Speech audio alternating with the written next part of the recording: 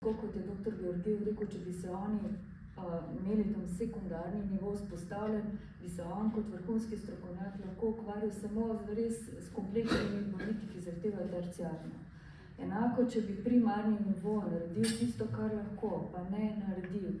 Velikokrat res razlog preobremenjenost, ne pa vedno, tudi tukaj moramo biti pošteni eden do drugega, ne bi bil naš nivo tako obremenjen. Skratka, veste, tako je, pač, to je sistem, v katerem vsi delamo in vsak mora pač optimalno čim bolj izboljšati svojo nivojo, opozarjati druge nivoje, kje so pomanjkljivosti in pa to medsebojno sodelovanje se mi zdi res izredno pomembno. Problem, ko je bil nekaj časa lansko leto ali letos celo problem primarnega zdravstvenega sistema. Ne?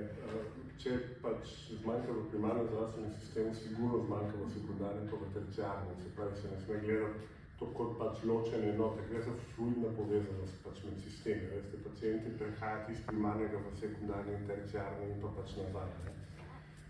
In pravila so v resnici, no? Mislim, če smo čisto iskreni, pravila so, kdaj pacient mora iti na urgenco, kdaj pacient mora iti, ne vem, v bolnico, kdaj pacient mora iti v